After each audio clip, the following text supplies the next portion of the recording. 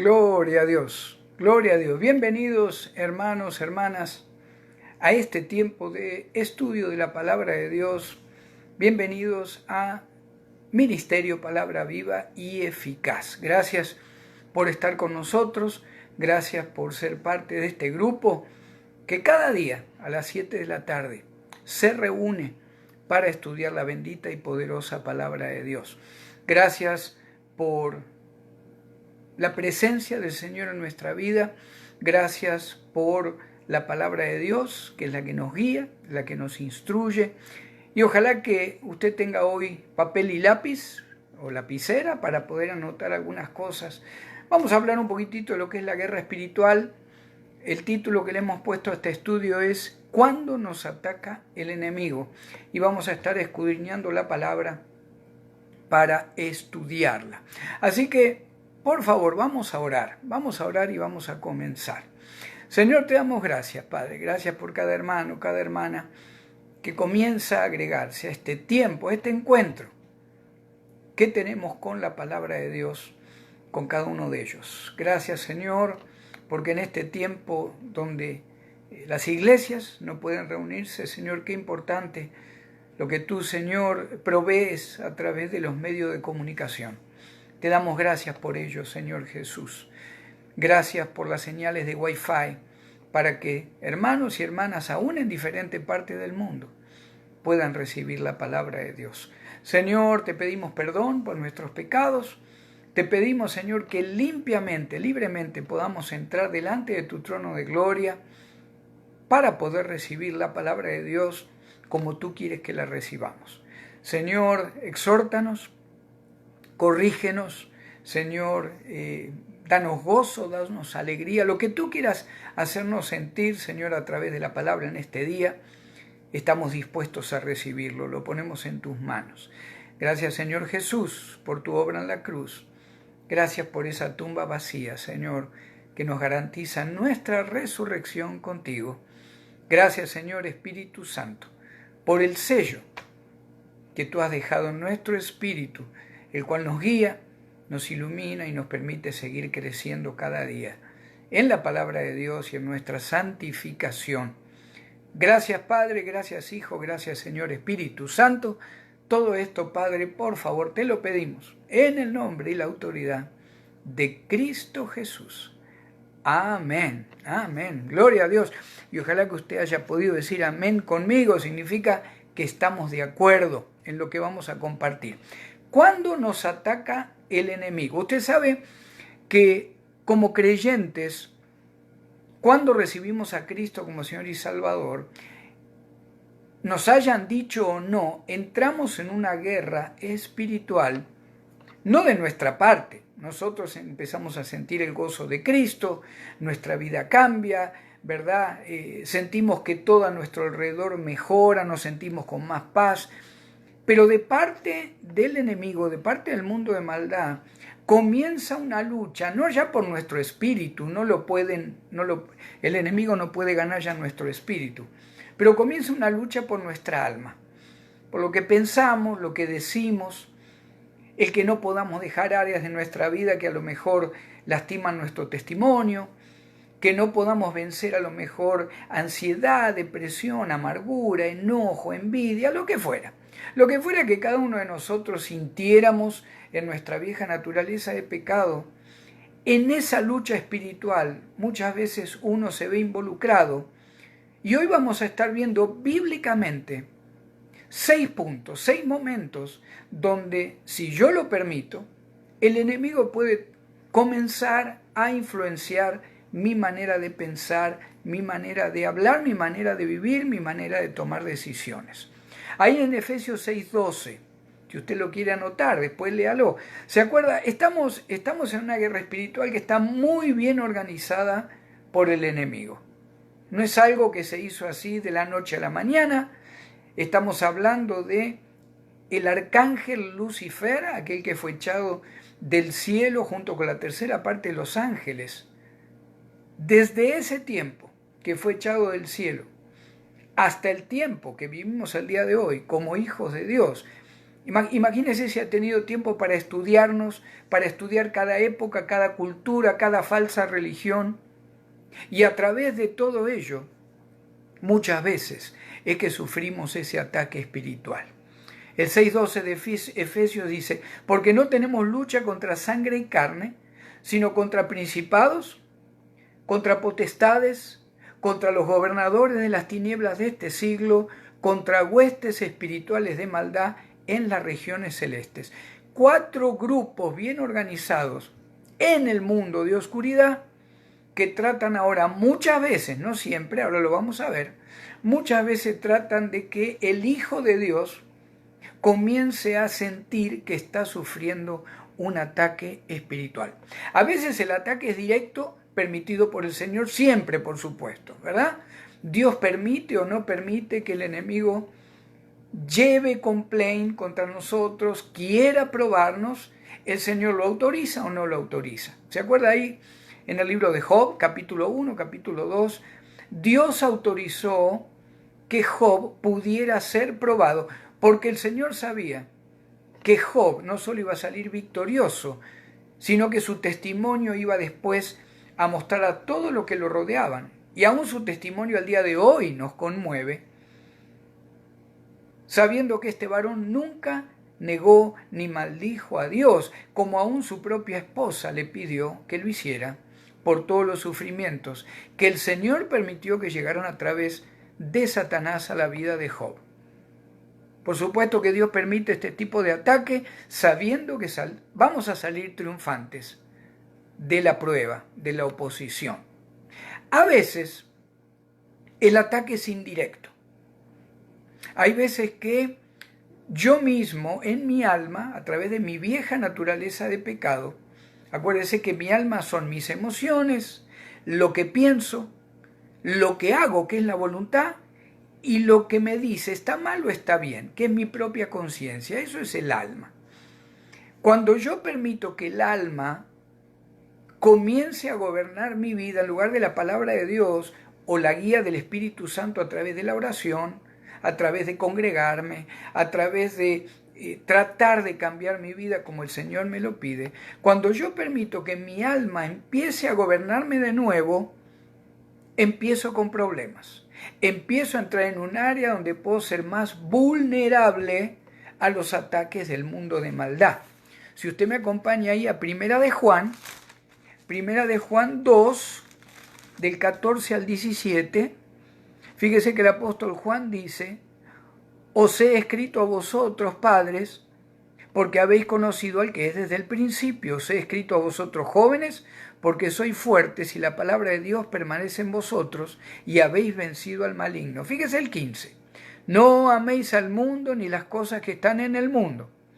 Si alguno ama al mundo, el amor del Padre no está en él, porque todo lo que hay en el mundo, los deseos de la carne, los deseos de los ojos y la vanagloria de la vida, no proviene del Padre, sino del mundo. ¿Se acuerda David y Betsabé? Allá en 2 de Samuel, capítulo 11, capítulo 12 de 2 de Samuel, perdón. ¿Se acuerda la historia de David? Tendría que haber salido a pelear, se quedó en el palacio, vio a esta mujer bañándose desde el terrado del palacio, y todos sabemos, la mayoría de los escritores bíblicos reconocen, los que estudian la palabra, reconocen que David ya conocía a esta mujer. ¿Por qué? Porque era la esposa de uno de sus principales capitanes, que era Urías. David permitió que su vieja naturaleza de pecado, su lascivia, su deseo de tomar a esta mujer, obrara en contra de él. Nunca la vida de David fue igual después de el adulterio con Betsabé, después de, por supuesto, mandar a matar a Urías.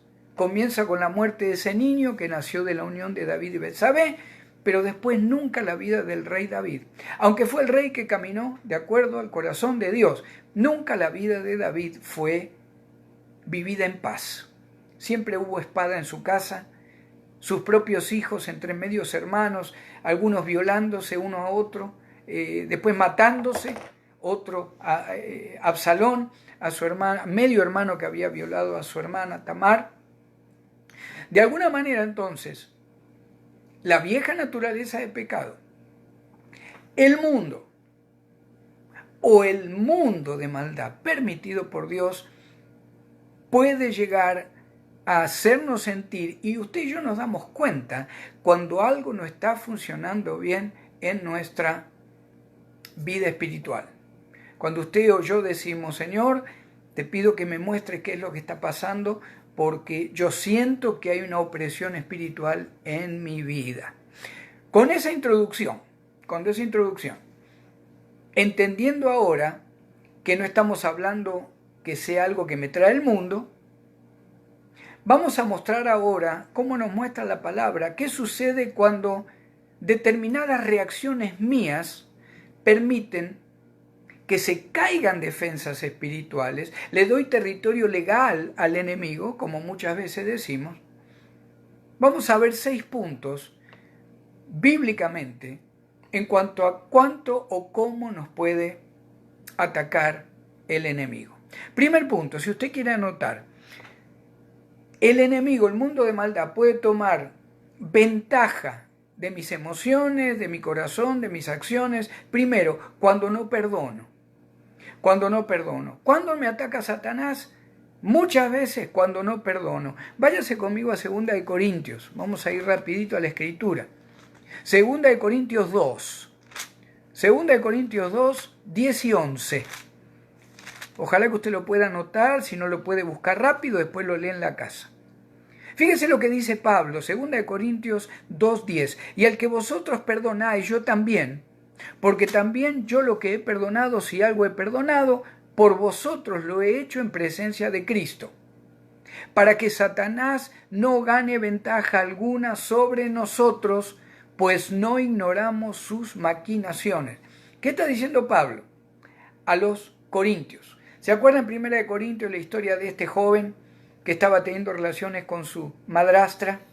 Y Pablo lo toma como algo tan tremendo y tan inmoral que hasta dice, yo ya lo he entregado a Satanás para que por lo menos el espíritu en el día del Señor sea salvo de ese joven. Aparentemente el joven se arrepintió, la familia se arrepintió. Por eso en 2 de Corintios Pablo dice, si ustedes perdonaron, yo también ya perdoné. No permitamos que la falta de perdón comience a permitir las maquinaciones del enemigo en nuestra relación como iglesia, en mi relación con ustedes como apóstol, dice Pablo. Entonces, ¿cuándo nos ataca el enemigo? Primero, cuando no perdono deliberadamente. ¿Es el perdón una emoción? No, es un comando de parte del Señor. ¿Cuántas veces preguntan, pastor? Yo siento que he perdonado, yo perdoné, pero lo dije nada más, pero todavía vuelve a mi mente el dolor o lo que pasó. Es lógico. Acá la palabra me comanda perdonar, declararlo, cosa que el mundo de maldad no tenga ya ninguna posibilidad de seguirme atando a mí con esa amargura o aún a la persona a la que yo no estoy perdonando. Es algo que trabaja en lo espiritual, es algo que trabaja en los aires, no lo entendemos cómo trabaja, pero son ataduras espirituales invisibles.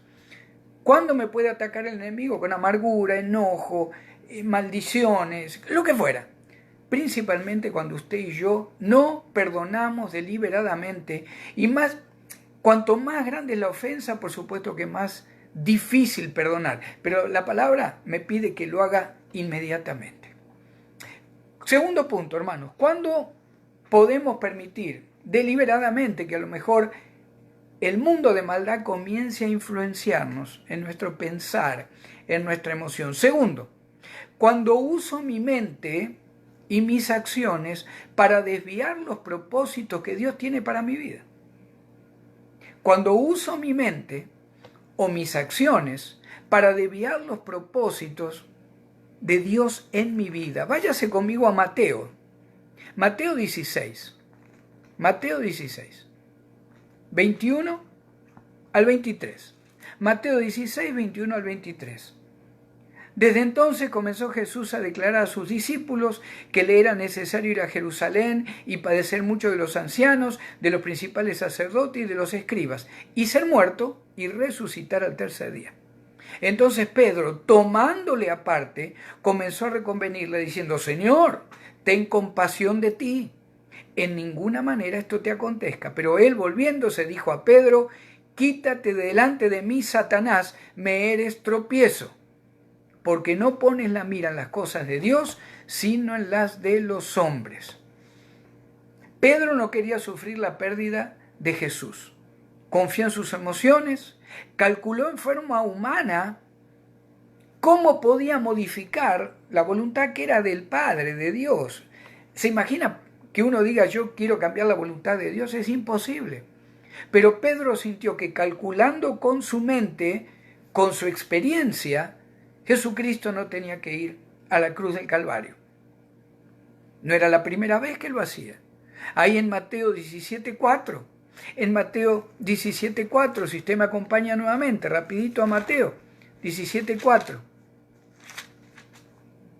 ¿Se acuerda cuando apareció el Señor hablando desde la nube, los cubrió la nube con Moisés y Elías? Fíjese el 17:4.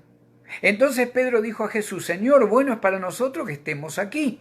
Si quieres, hagamos aquí 3 enramadas, una para ti, otra para Moisés y otra para Elías. Pedro no quería que fuera quitado de su lado su maestro, su Señor. Como él mismo declaró: tú eres el Hijo del Dios viviente.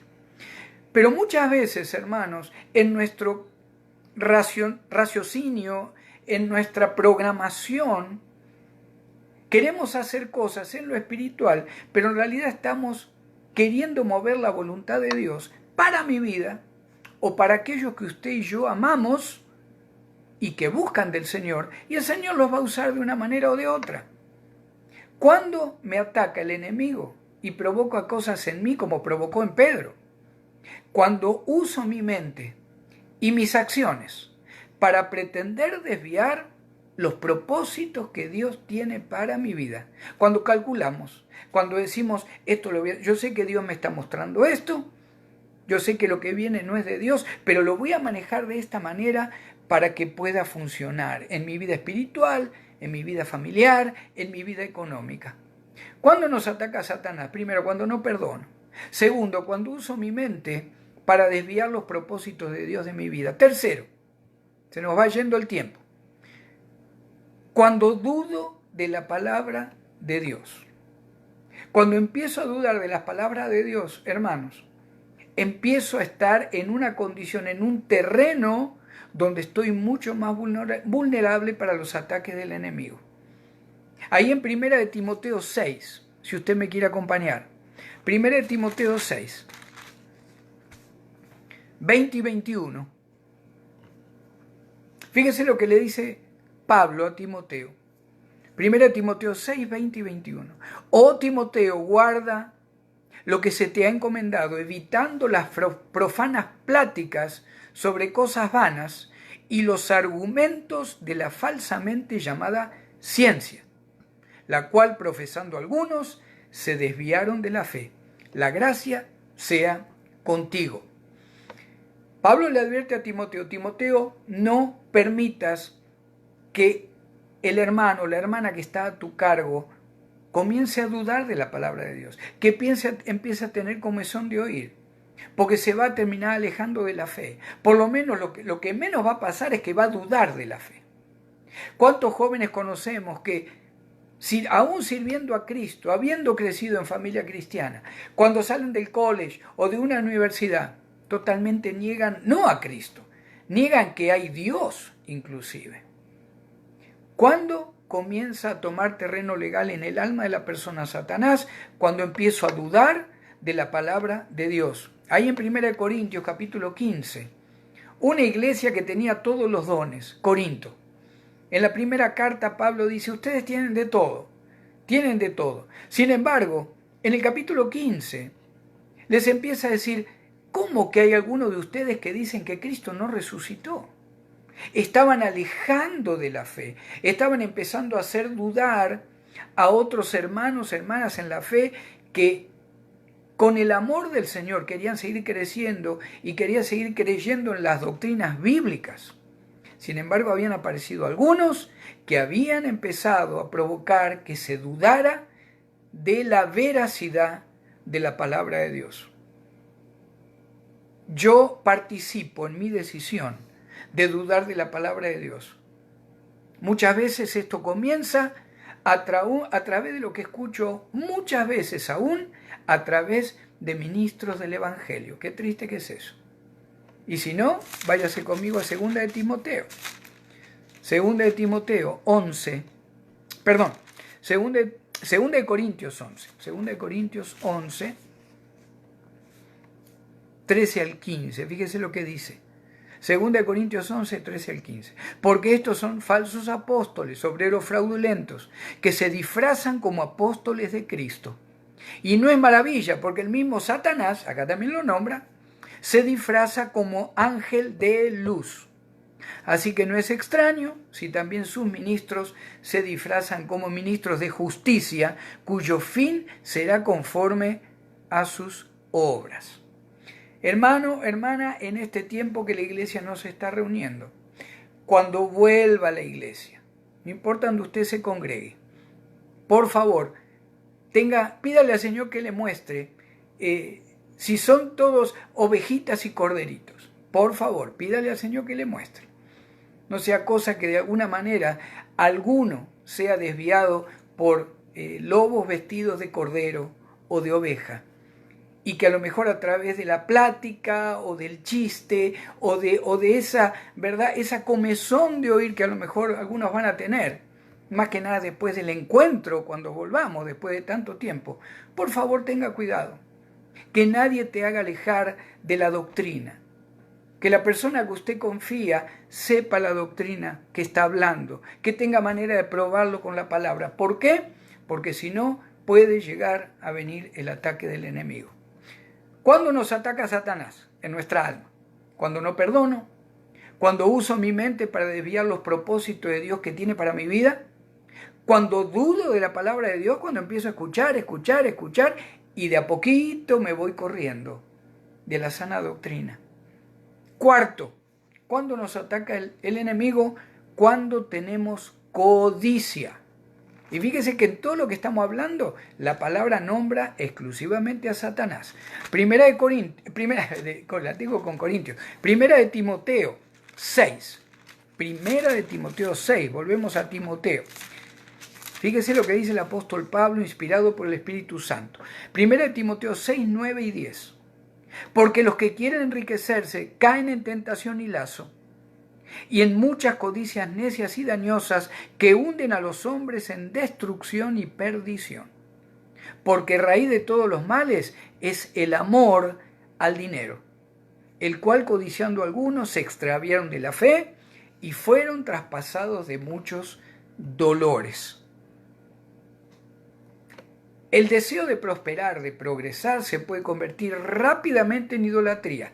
Depende cómo usted y yo tratamos el dinero, las posesiones o los proyectos para tener más posesiones. Ahí en Mateo 6:24, usted lo puede leer, se nombra a Mamón. Era un ídolo, pero en realidad es un demonio, es un espíritu inmundo, que gobierna, por supuesto, al que no tiene a Cristo, ¿verdad? Esa avaricia, ese deseo de tener, ese deseo de poder. Está gobernada esa persona por uno de los tantos espíritus inmundos que puede ser Mamón. Es aquel que está relacionado con la codicia.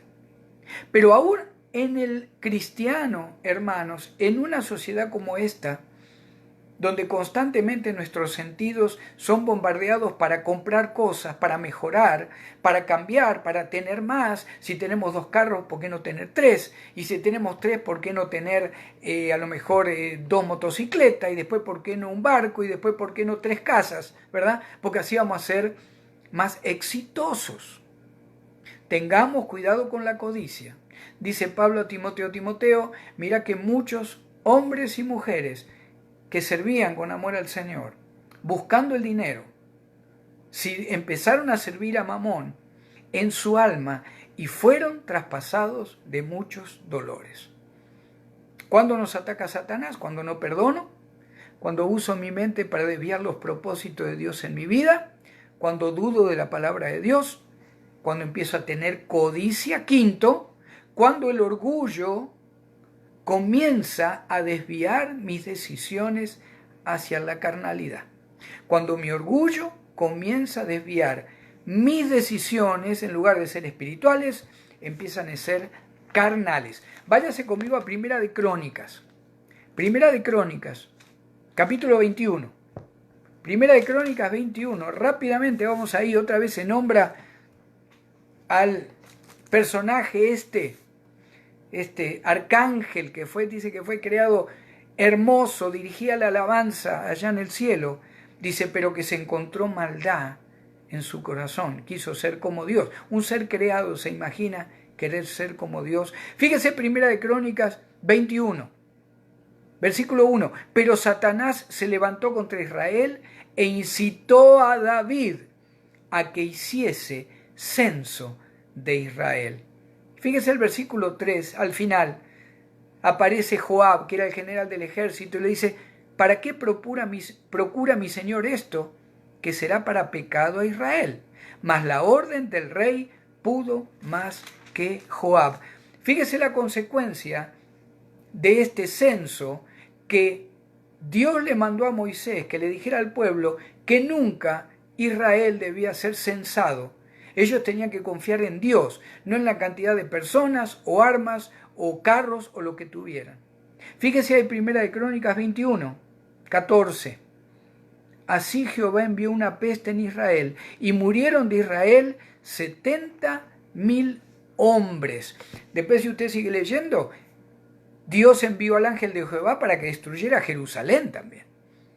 El Señor finalmente retrasa o corta su juicio y Jerusalén no es destruida. Usted léalo ahí siguiendo el capítulo 21. ¿Cuándo me ataca el enemigo? Cuando mi orgullo, cuando mi autosuficiencia, como pasó en el caso de David. Yo soy el gran rey que camina de acuerdo al corazón de Jehová. Quiero saber cuántos guerreros tengo a mi cargo para poder decir cuántos tiran arco, cuántos caminan a pie, cuántos guerrean. ¿Se acuerda cuando la palabra también nombra a los valientes de David?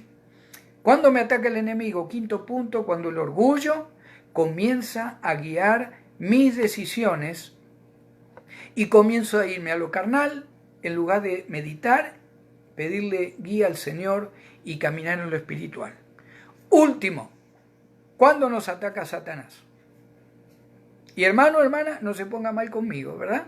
Porque lo nombra también a este personaje la palabra en Primera de Corintios 7. Así que vamos a Primera de Corintios 7. ¿Cuándo podemos ser, y ahora hablando más que nada como matrimonio, como familia, cuándo puede comenzar a atacar Satanás el corazón, el alma, las decisiones, las emociones del varón, de la mujer de Dios? Cuando el matrimonio no cumple su función natural, como la palabra lo pide. Vamos a 1 Corintios 7. En cuanto a las cosas de que me escribisteis, es Pablo hablando, bueno le sería al hombre no tocar mujer. Pero a causa de las fornicaciones, cada uno tenga su propia mujer y cada una tenga su propio marido, matrimonio. El marido cumpla con la mujer el deber conyugal, y asimismo la mujer con el marido. Es un comando. La mujer no tiene potestad sobre su propio cuerpo, sino el marido. Y tampoco tiene el marido potestad sobre su propio cuerpo, sino la mujer. Me quiero detener aquí.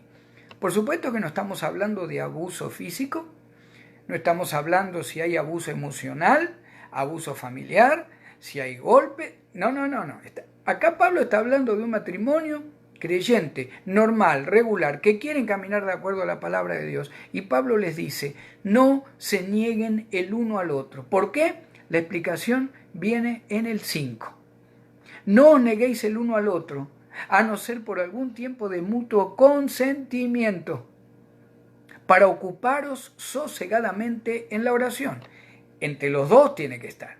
Entre los dos es el acuerdo. Y volved a juntaros en uno, otra vez un comando. Volved a juntaros en uno, para que no os tiente Satanás a causa de vuestra incontinencia.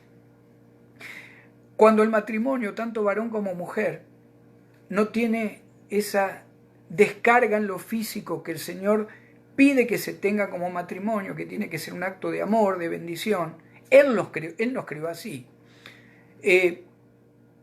Por supuesto que estamos hablando que hay veces que la familia, el matrimonio pasa por momentos de pruebas, de tristeza, de enojos, de tragedias. No estamos hablando, ¿verdad?, de obligar a hacer nada a nadie. Pero ¿cuántas veces hemos visto que simplemente para tomar revancha o porque la persona dice, no, ya no siento mucho, o no, como me hizo esto, voy a hacer aquello, como me dijo la otra vez aquello, ahora no voy a actuar de esta manera, aunque la Biblia me lo pide? No estamos hablando solamente que se pueda producir un adulterio o una fornicación de uno de los dos. Hermanos, comienza el resentimiento, comienza la amargura, comienza el rechazo en la persona, a lo mejor que de los dos quiere tener esa unión que Dios le dio en su esposo, en su esposa, y a lo mejor nunca puede. Siempre hay un pretexto, siempre hay un problema. Y lo dejé para el último punto en cuanto a cómo puede llegar a atacar el enemigo en el alma, las emociones, los sentimientos del creyente, tanto varón como mujer. Por eso dejé ese punto para lo último. Tengamos cuidado, porque la palabra también nos pide que tenemos una responsabilidad como varón, como mujer, unido en matrimonio en el Señor.